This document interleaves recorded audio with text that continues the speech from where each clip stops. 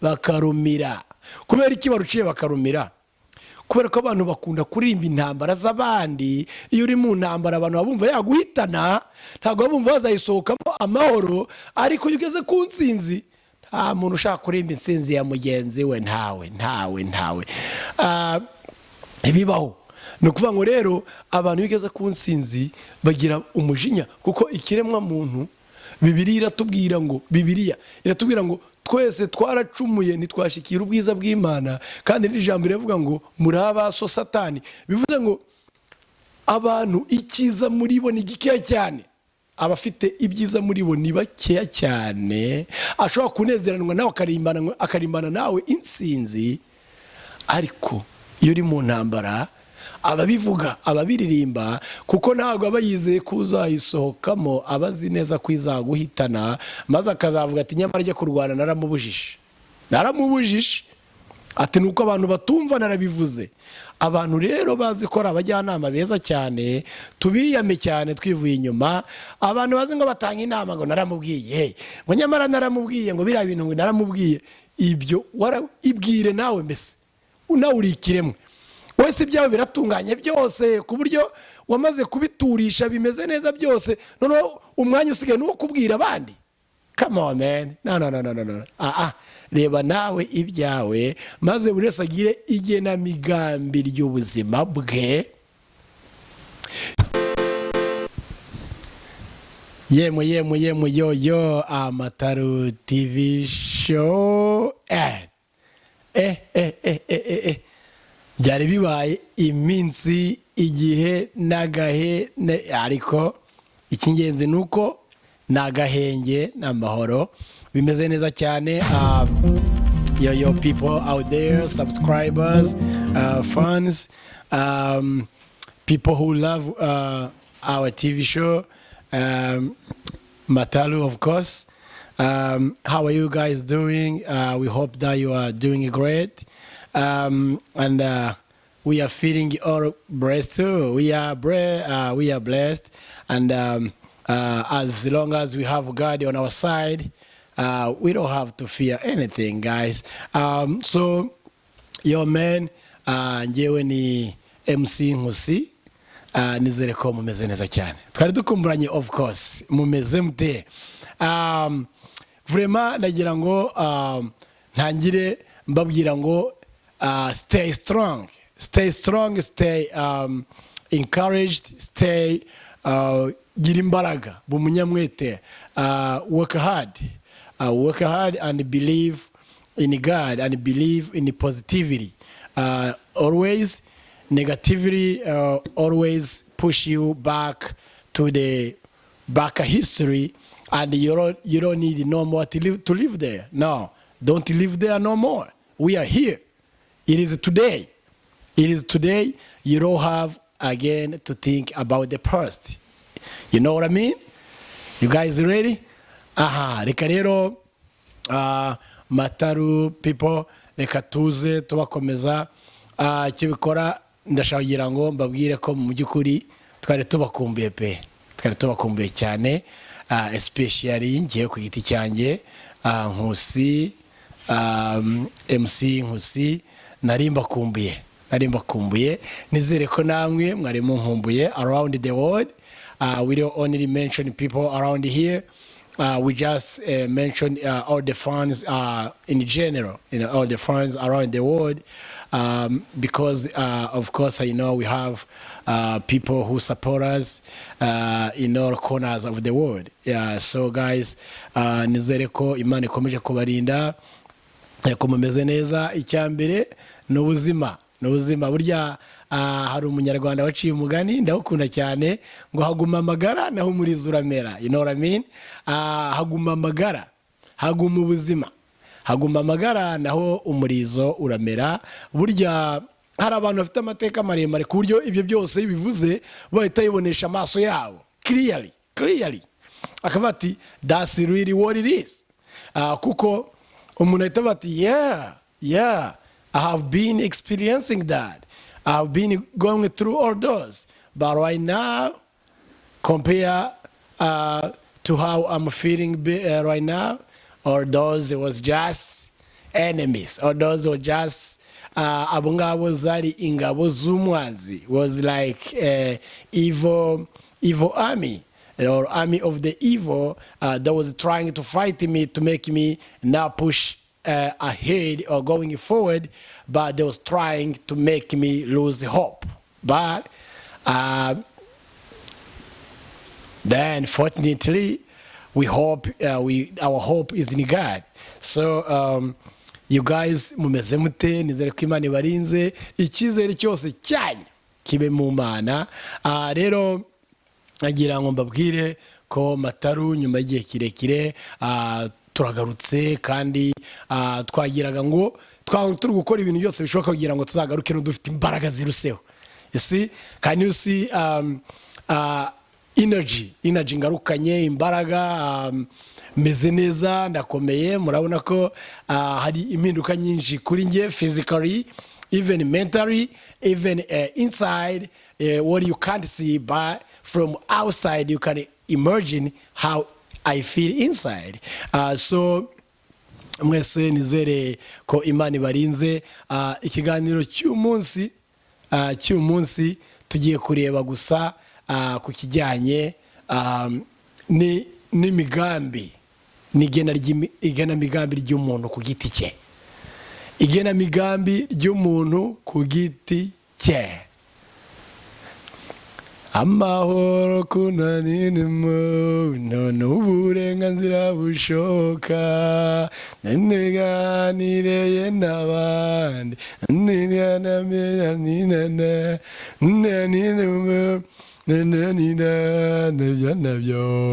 iyo ndirimbo murayizi, igenamigambi y'umuntu ku giti cye. Ariko reka mbabwire akantu gakomeye, indirimbo y'umuhanzi nkura cyane Alpha Rwi, hahiye Alpha Rwi yaraturimbiye ngo songa mbere. Reka nkabumvira, ndagakunda cyane, kari mu Giswahili ariko iravuga ngo jya mbere, we komeza ugende, just keep going, never mind.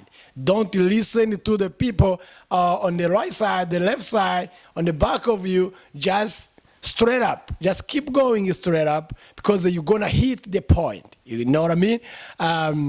Yarimeti. Go we songa mbele, songa mbele, we songa mbele, songa mbele, hata watu wakuseme, songa mbele, hata watu wakuseme, songa mbele, usikate tamaa we, mama we, mazuri yako mbili, usikate tamaa mama wewe, utabarikiwa.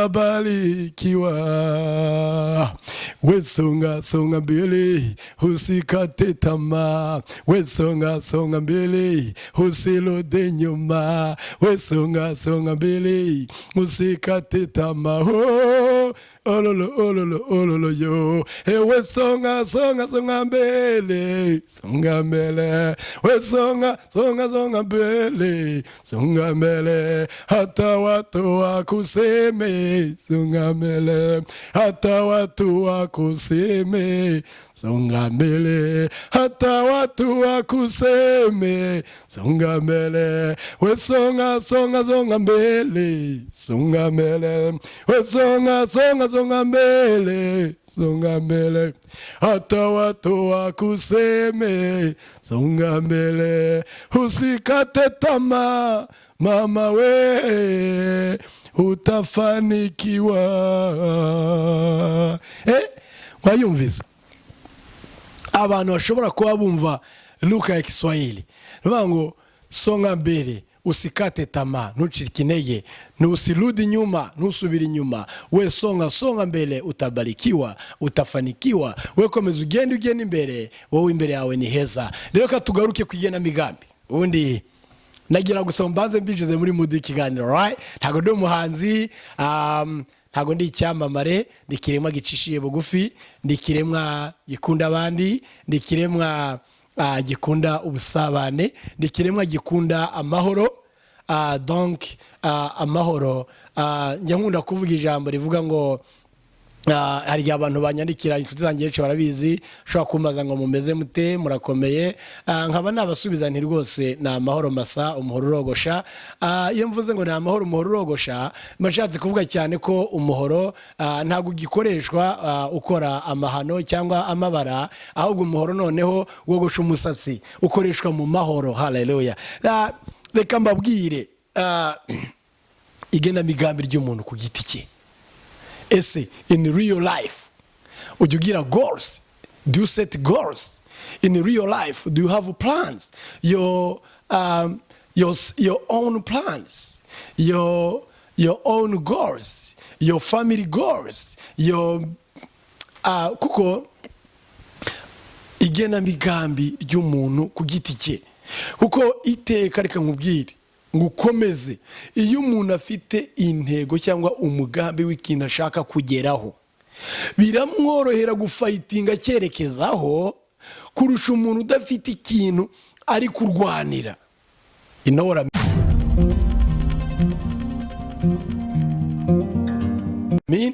kuko iyo ufite nk'akazi cyangwa utagafite, iyo uri umunyeshuri uvuga uti I have to make sure that I will finish the high school until I got my high school diploma. Ibyo ni ibintu umuntu avuga ati niba naratangiye ishuri, I will make sure ko nzarirangiza ngakora kuri the top point, ngakora aho nshaka kuzagera, hanyuma icyo kintu kikagutera gufighting to the end line, to the destination. Rero tuvuge urugero, umuntu ni umunyeshuri, umuntu ni umukozi, ese iyo ukora, iyo uri umukozi, amafaranga yawe uyafitiye iyihe ntego? Ese ni ukurunda mu gifu? Ese ni ukurya? Hanyuma warangiza kurya, reka mbabwire, inda ni imbwa cyane rwose. Hari umugabo w'inshuti yanjye, ni umuvandimwe, ndamusuhuje cyane, azahita bimenya niyumva ijambo ngiye kuvuga. Yaratubwiye ngo umuntu inzara yaramuriye hafi kumuhenura, hanyuma ngo igihe kiragera abona akantu kamutabara, maze ngo akariye arazanzamuka aba umuntu rwose, maze ngo ubuzima bumworoheye akomeje kubaho, waza guca inka. Guca inka wenda abana bubu ntibabyumva, guca inka ni ukuyiharanira ukayishaka mpaka uyibonye, imwe yaba imwe zaba ebyiri zaba eshatu, babyita guca inka. Ngo ziriya nka nize bwitera ziciriye, ntabwo ari umugabane w'ababyeyi bamusigiye, ahubwo ni imbaraga yakoresheje arazica. Inka barazica, ntabwo ari inkoni, ntabwo ari inkwi, ntabwo ari umwenda gushwanyura, ntabwo ari ikindi kintu guca. It's not like to break or to break. Ntabwo ari to break, it's to fight for something until you got it. Ni babyita guca, guca inka, kuzishaka mpaka uzibonye. Haleluya. Maze uwo mugabo aratubwira ataza guca inka, arayibona, maze ya nka ikajya ikamwa, ntabwo ubundi bavuga uduta, ariko kugira ngo mbumvishe ko twari duke, ikajya ikamwa duke, amata make cyangwa uduta duke, uko amata ntagira ubwinshi n'ubuke. Noneho wa mugabo ngo kubera uburyo yarokowe n'akantu gato inzara yari imuhitanye, ya nka ye ngo ayita ngo inda n'imbwa. You see what I mean? Abantu bateranywa n'inda mufite ibibazo byinshi, kuko inda n'imbwa. Inda n'imbwa urunda ariko ntabwo igigera ubwinezerwa. Ariko mu Kinyarwanda nanone amaboko akorera inda yapfa akagenza ate? Akayipfumbata. Wumve ni bya bindi nyine Imana yashyizeho umuntu akimara gucumura. Umuntu akimara gucumura, Imana yavuze ngo wa mugore we uzajya ubyarugeje gute? Uzabyara urushye, nawe mugabo uzarya wiyushye akuya, uzajya wirusha ibyuya. Rero abantu badashaka gukora ngo bahitinge intego zabo, igenamigambi, kandi Imana yavuze ngo uzarya urushye, ukajya wiyicarira gusa maze ukarya, ntabwo uzi ngo byagenze bite. No, come on, nose bizasubizwaho bivuye hehe? You have to find more food to your table. You don't have just to sit there and eat again. No, you have to go to harvest. We call it to harvest. ugomba kujya gusarura. Hanyuma wasarura, iyo umuntu arya yasaruye aba arya neza kuko aba arya yakoze, aba ari umukozi. Ariko inda kuko ari imbwa, hari ubwo ishobora no guteka kubwira umuntu ngo yiturize arye, maze yihagire yituriza asinzire, ariko ntabwo ari byiza.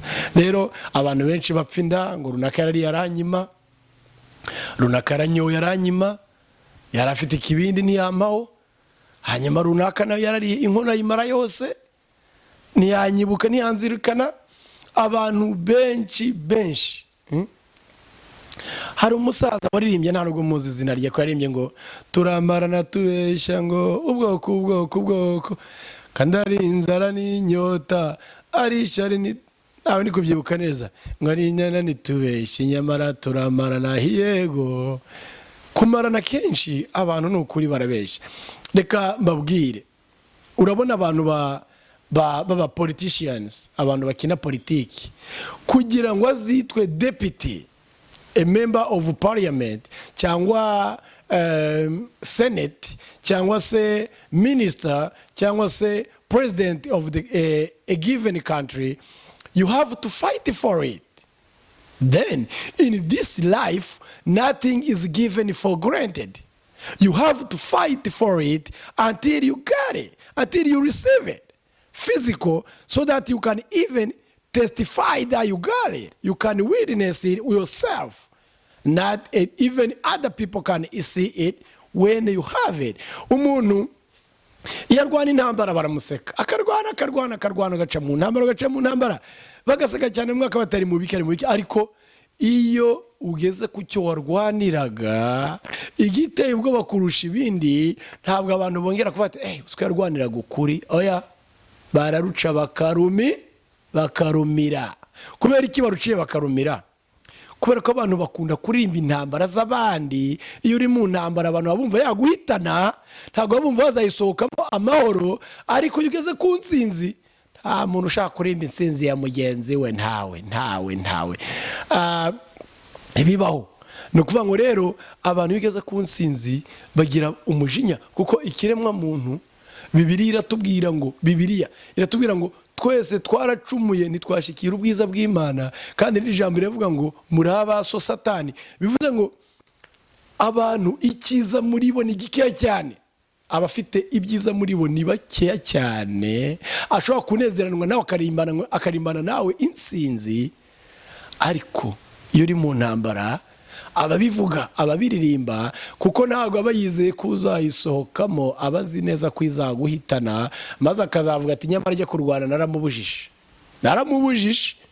Ati nuko abantu batumva narabivuze. Abantu rero bazi ko ari abajyanama beza cyane, tubiyame cyane twivuye inyuma. Abantu bazi ngo batanga inama ngo naramubwiye, ngo nyamara naramubwiye, ngo biriya bintu ngo naramubwiye. Ibyo ibwire nawe, mbese nawe uri ikiremwe. Wese ibyawe biratunganye byose ku buryo wamaze kubiturisha bimeze neza byose, noneho umwanya usigaye n'uwo kubwira abandi. Come on man, no. Reba nawe ibyawe, maze buri wese agire igenamigambi ry'ubuzima bwe.